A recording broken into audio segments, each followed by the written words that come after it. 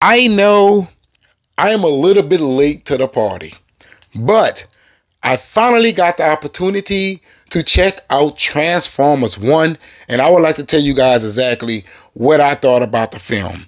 Now, as you all know, when it comes down to the Transformers franchise, it has not been all of that great in regards to that of story. Many people would say Bumblebee is the best Transformers story. However, I will argue that Rise of the Beast was the best story amongst all of the Transformers films. However, Revenge of the Fallen is my favorite. Why? Because I love that of Megatronus. He's a character that's very interesting. He was up there with the heavens, right? And he had a fall from grace, and he became the enemy of that of the Primes, right? So I love the storyline of Megatronus. But in regards to number one, two, and three, that does goes to Optimus Prime, Megatron, and then Megatronus. I know a lot of people are interested in Blur and Starscream and Dreadwing and all them there, but when it comes to the Transformers franchise, those three are my most anticipated characters, right? When I hear something about Transformers, look, I hope to see these characters. Oh, and Unicron, he's in there as well. And Primus, see, I'm intrigued with all of those characters, right? I want to know what happened in the beginning. And Transformers 1 is giving us a story that is definitely happening before the beginning. You know, the civil war of that of Cybertron, right? Between the Autobots and the Decepticons. Only there isn't any Autobots and Decepticons in this film, at least in the beginning, right? We're introduced to a race of Cybertronians. That's right. They're giving us this story of how this race at one point in time was in slavery. Like that's what they're giving us at this moment. You know, they're dividing up the races as far as who's superior and who's inferior, right? And I like that in regards to the story because we find out that this is structured this way by that of Sentinel Prime. That's right. I'm going to be giving out spoilers because by now you should have seen this film.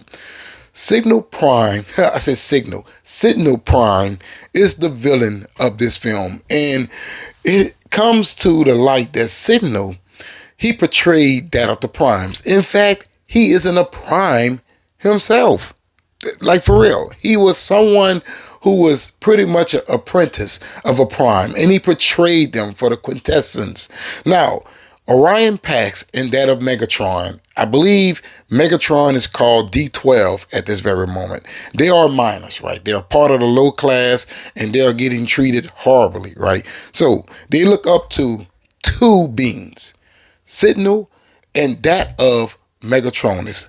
As you know, Megatron is the person who looks up to Megatronus the most, and Optimus Prime pretty much kind of idolized that of Sentinel, right? He loved the fact that he was a great leader. However, these two embark on a journey only to discover what has occurred in the past between that of Sentinel and the Primes. Now, at this very moment, it is then found out that Sentinel took the cogs out of all of these robots' chests so they can be miners on Cybertron to mine that of Energon for the quintessence, right? That's who Signal, I keep calling him Signal. Sentinel has made a deal with to hand over to them, right? They want all of the Energon on the planet. Just plain and simple. That's why they were at war with that of the Primes. Now, Sentinel took the cogs, so nobody can transform. But it has come to the attention of that of Optimus Prime. I'm going to try and leave something on the table for you guys. I was about to spoil something. I don't want to do that to you. But it comes to the attention of Optimus Prime and that of Megatron that this has occurred. Now, they are introduced to another character who is Alpha Trion right now. Alpha Trion, he's the one who explains everything, and he gives them the cogs so they can transform. And it is absolutely hilarious how they do not know how to transform at first, but at the same time, it is very cute. You know what I'm saying? Now, they figure all that out, right? They know how to transform now, and it is absolutely cool.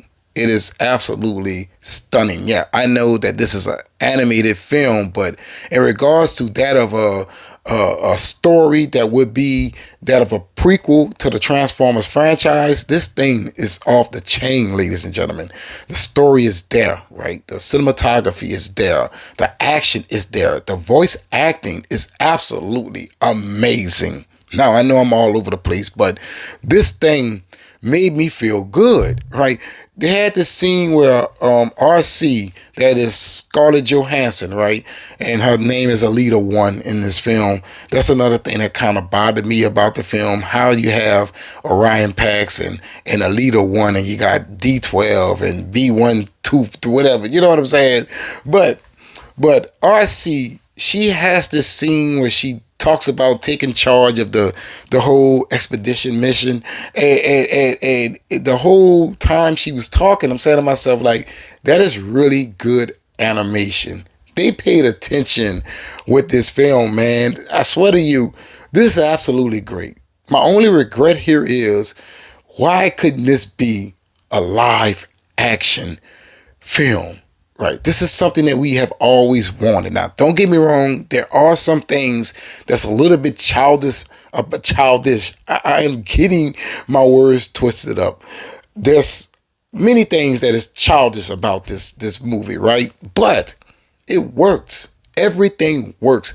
Megatron's attitude, how that progresses, Optimus Prime, you get the definition of his name, right? How he's so optimistic, right? And you hear RC lay down that line, and then you hear Optimus Prime when he becomes Optimus Prime, and you like, damn, that is absolutely brilliant. The whole way that this film was written is absolutely brilliant. Now, one big downside that I have about this film is that of Megatronus, and that's because I do not feel like they did him right.